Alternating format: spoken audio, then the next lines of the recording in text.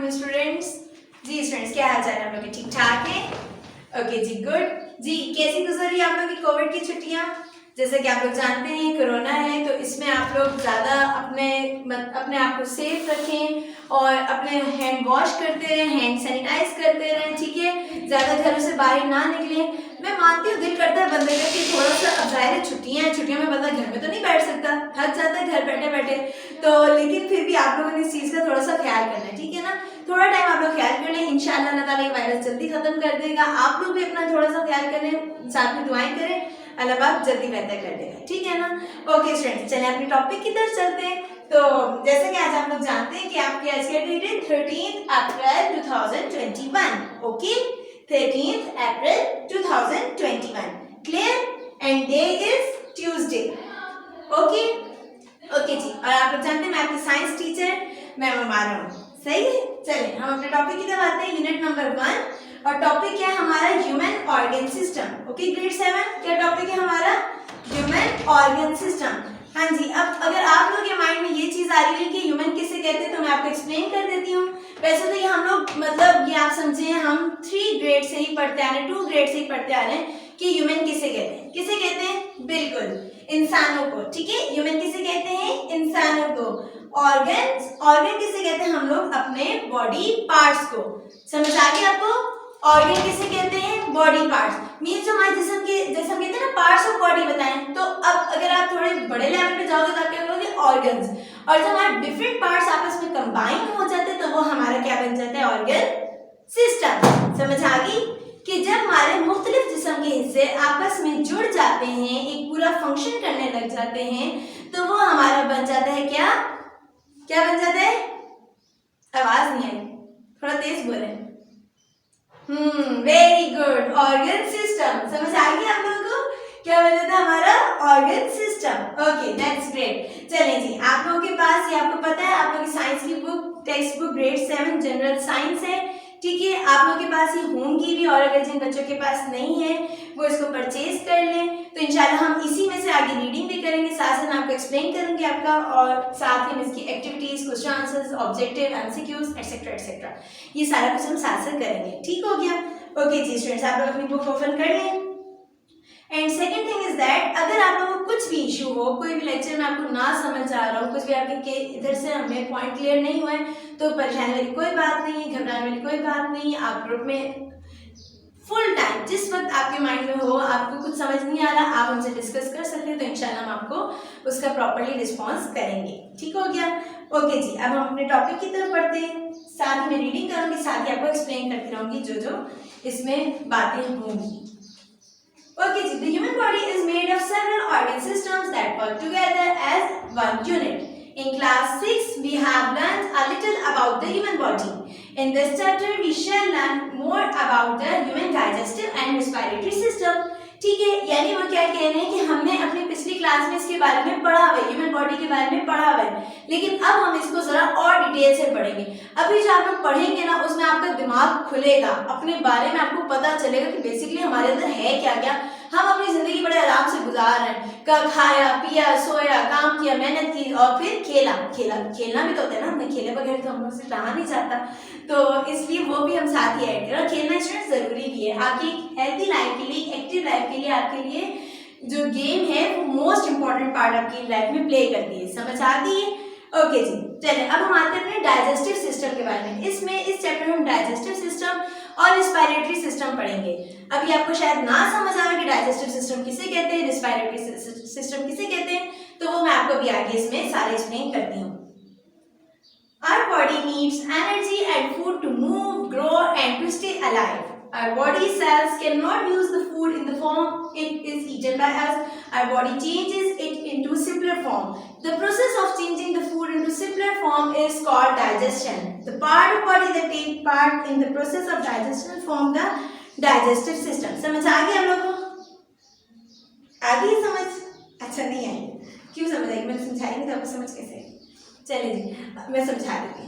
हमारी बॉडी को क्या है? फूड की जरूरत होती है। किस लिए? कि हम बढ़ सकें, हम खा पी, हम इंजॉय कर सकें, और क्या है, हम मूव कर सकें। मीन्स दैट अगर हम खाना नहीं खाते, हम कुछ नहीं करते, तो आप लोग मुझे बताएं क्या हम चल सकेंगे? क्या हमारे अंदर ताकत आएगी? बिल्कुल जैसे कहते हैं ना बिल्कुल ढांचा है, बिल्कुल मतलब डेड बॉडी की तरह हम वैसे हो जाएंगे अगर हमारे अंदर एनर्जी नहीं होगी। तो एनर्जी लाने के लिए हमें क्या करना होगा, फूड खाना होगा। समझ आ गई?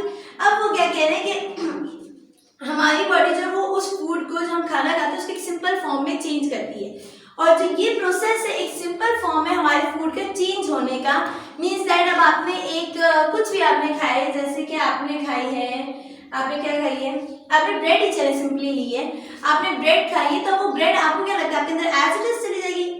नो, उसको वो फुली आपके अंदर जाएगी और उसके पूरा प्रोसेस होगा, फिर जाकर वो डाइजेस्ट होगी। डाइजेशन का बेसिकली मतलब क्या होता है, हजम।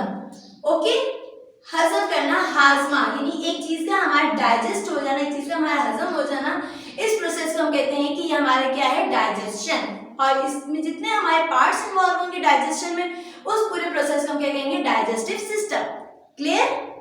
समझ आ गई ना? लिखने की तो जरूरत नहीं है ना, या लिख दूं? अच्छा चलिए, यहाँ पे मैं आपको छोटा सा डाइजेशन की डेफिनेशन लिख देती हूँ।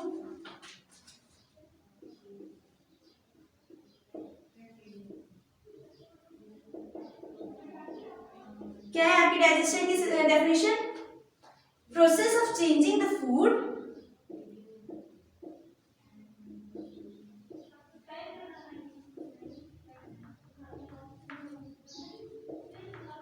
ठीक है, changing the food into simpler form, एक बिल्कुल सिंपल, एक बिल्कुल सादा किस्म की तरीके में बदल जाना हमारे खाने का, उसको हम क्या कहते हैं, हमारा क्या है, डाइजेशन होने वाला process.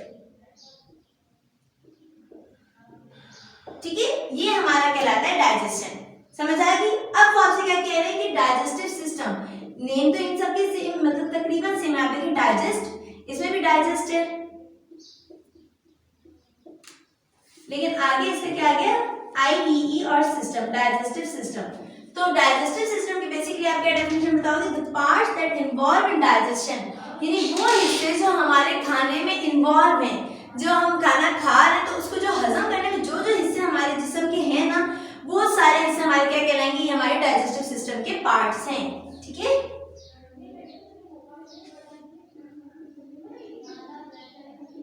The parts of body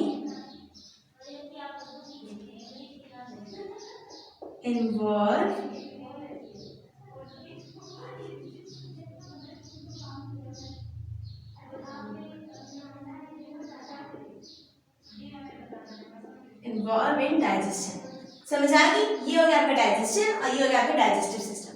यहाँ तक क्लियर हो गया? कोई इश्यू तो आप मुझसे डिस्कस कर सकते हैं। ठीक है, okay. Next point, eating well is one of the most important thing we can do to keep our body healthy। different foods are the source of nutrient। वही बात वो कह रहे हैं कि हम जो जो खाते हैं उन सब से हमें क्या मिलती है, ताकत मिलती ही मिलती है। nutrients are the useful part of our food। carbohydrates, protein, fats, vitamins, mineral etc are the nutrients। ठीक है, न्यूट्रिएंट्स के उन्होंने आगे फॉर्म्स बता दी कि आपको ताकत किस किस चीज से मिल सकती है, क्या क्या ऐसी चीजें जिससे हम कहते हैं कि हमें इससे ताकत मिली है। क्या है? Number 1 carbohydrate, number 2 protein, number 3 fats, number 4 vitamin.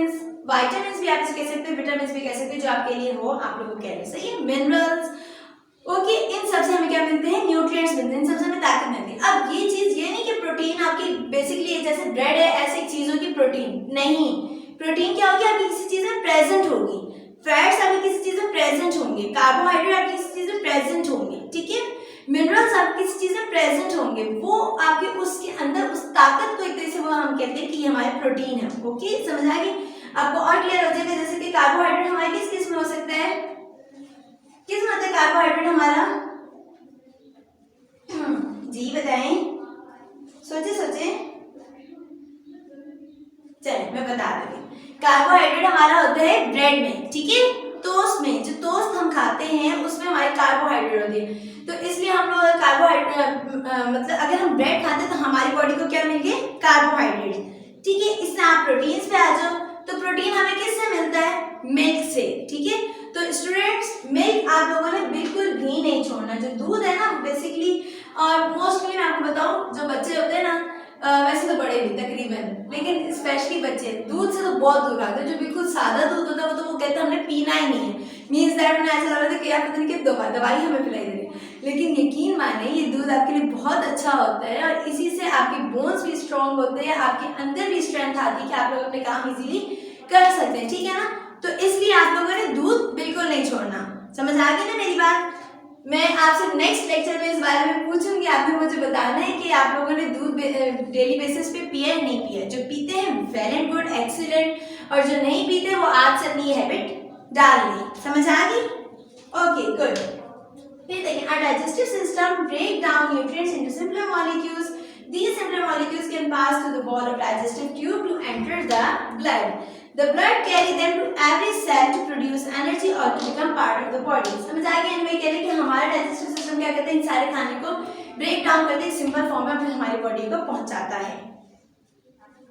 Where and how digestion occurs? अब वो आपसे पूछ रहे हैं कि कहाँ ये पूरा प्रोसेस, आपको ये डाइजेस्टिव सिस्टम नजर आ रहा है स्टूडेंट्स, ये पूरा प्रोसेस है आप लोगों का कि आपका खाना किस तरह और कहाँ जाके आपका डाइजेस्ट होता है, कहाँ जाके हजम होता है। Okay, where and how digestion occur? The process of digestion occur in a long tube called alimentary canal. ठीक है, जो हमारा बेसिकली खाना हमारा हजम होना शुरू होता है वो कहाँ से स्टार्ट होता है, हमारे मुंह से। हमने खाना खाया, ठीक है, उसे च्यू किया, अच्छे से उसे ग्राइंड किया, उसे कट किया, अपने दांतों से हमने उसे प्रॉपर्ली कट किया। अब उसके बाद यहीं पे स्टेप खत्म नहीं होता कि हमारा खाना डाइजेस्ट हो गया, नहीं। अब वो हमारी एक लॉन्ग ट्यूब से जाता है, वो किस में जाता है, हमारा एलिमेंट्री कैनल, जिसको हम क्या कहते हैं, ऑसोफेगस। ओके, क्या कहते हैं स्टूडेंट्स, ऑसोफेगस। ये हमारी लंबी सी ट्यूब होती है, आपको तो डायग्राम में शो हो रही होगी, ये देखें, आप लोग अपनी बुक्स में देखें, उनसे सारी इस तरह फुल बनी हुई, ठीक है ना। ये एक लंबी सी ट्यूब होती है, इधर से खाना फिर हमारा गुजरता है एंड एट द एनस, और एनस पे आखिर में स्टेप पे यहाँ पे जाके हमारा खाना खत्म, मतलब यहाँ से जाता जाता जाता जाता ट्रैवल होता होता एनस पे पहुंच जाता है, ठीक है। अब देखिए जी, mouth. The process of digestion begin from our mouth. वही बात है कि जो हम खाना खाते हैं, जो हमारा हाजमे का प्रोसेस हमारा कहाँ से स्टार्ट होता है, हमारे मुंह से, और उसके बाद हमारे दांत क्या करते हैं, उस खाने को छोटे छोटे टुकड़ों में उसे तोड़ते हैं, और जुबान क्या करती है, उस खाने को, क्योंकि आप जानते हैं हमारी जुबान में क्या होता है, सलाइवा। क्या होता है, सलाइवा। जी स्टूडेंट, सलाइवा क्या होता है, क्या होता है सलाइवा? बिल्कुल, जो हमारे थूक होता है वो होता है हमारा सलाइवा, ठीक है। अगर आप लोग ये कहते हो कि क्या मैम कितनी गंदी बात करें, मतलब अजीब सी थूक की बात करें, तो ये हमारे लिए स्टूडेंट्स बहुत अच्छी चीज़ है, हमारे मुंह के लिए बहुत अच्छी चीज़ है। तो जो हमारा सलाइवा होता है वो बेसिकली क्या होता है, हमारे खाने को नरम करता है। अगर बिलफर्ज हमारी जुबान पर सलाइवा ना होता तो हमारा खाना नरम ना हो पाता, वो भी वैसे ही सख्त रहता, तो अंदर डाइजेशन हमारे कितने इश्यूज होते, आगे हम लोग बिल्कुल रिलैक्स होकर अपना मूव भी ना कर पाते। समझ आ गई? Saliva start the digestion of carbohydrate. After some time, the food in the mouth becomes soft and moist. वही बात है कि आपका खाना उसमें नरम हो जाता है, ठीक है। फिर उसके बाद देखें, our teeth are the main tool we use to break down food in the mouth. सही है, हमारे दांत क्या करते हैं, इस खाने को हमारा ब्रेक करते हैं, और फिर क्या करते हैं, we must take care of them to make them strong. वही बात है कि अब दांतों का ज़ाहिर मेन काम है ना कि दांत हमारे उस खाने को ब्रेक करते हैं। तो आपने बेसिकली क्या करना है, अपने दांतों को भी आपने क्लीन रखना है ताकि आपके दांत ठीक रहें, आपके टीथ खराब ना हो। Drink plenty of milk. वही बात आ गई कि दूध आपने ज्यादा से ज्यादा पीना है। यूज ट्री ट्रिक और brush to clean the teeth. Avoid too much sweets.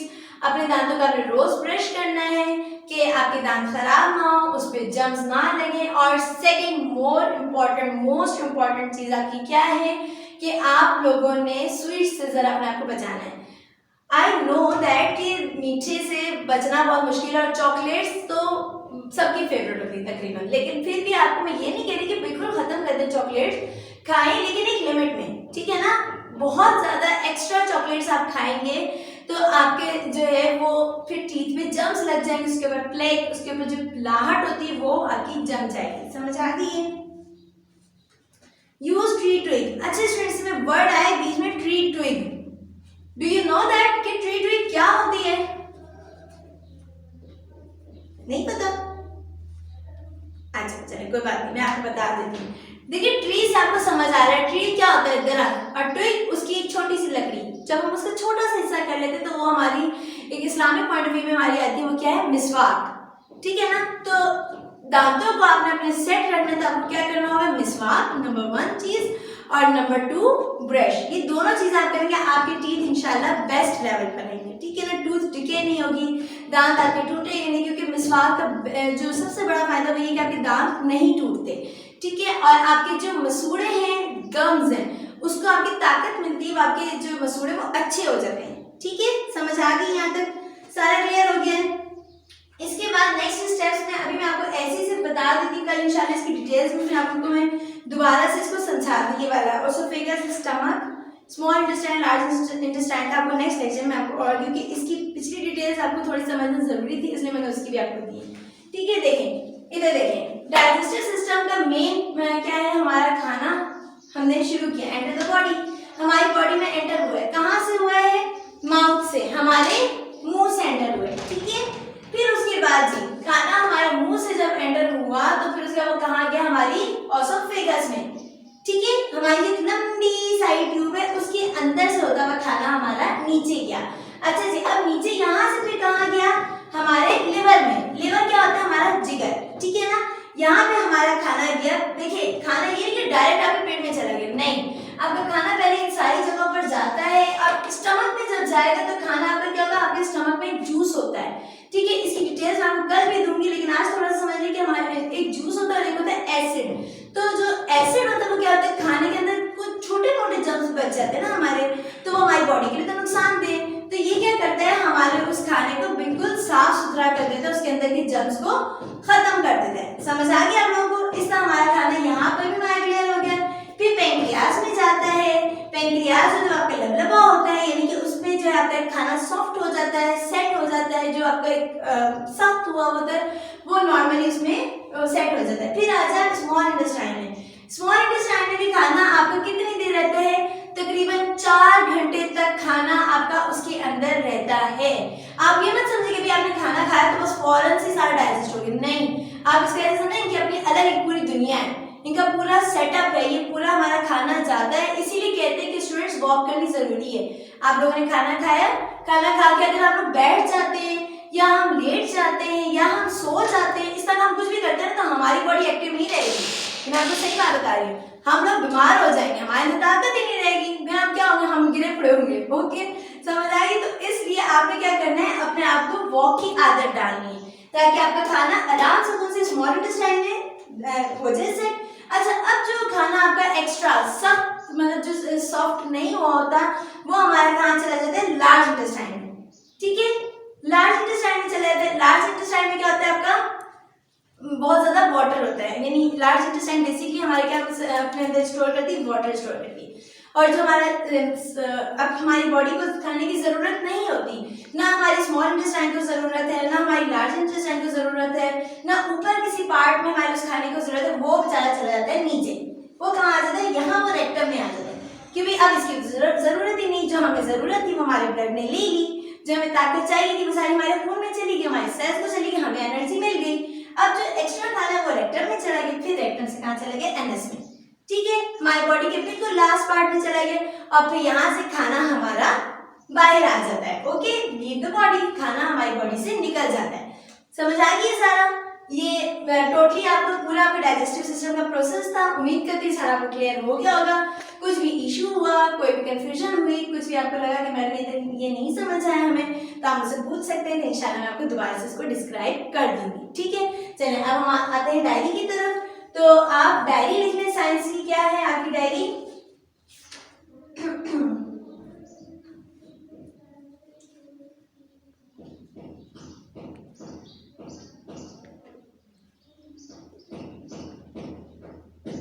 Draw part of food means, ये जो हमारी पूरा हमने किया ना फ्लो चार्ट, यही सारा आप लोगों ने अपनी नोटबुक पे ड्रॉ करना है।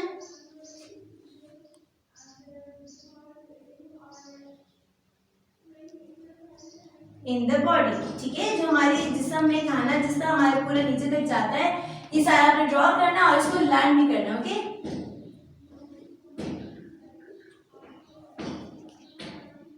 ठीक है, समझ आ गया चलिए स्टूडेंट्स, यहाँ आज के लेक्चर में इतना ही, और फिर इंशाल्लाह नेक्स्ट लेक्चर में आपसे मुलाकात होती है।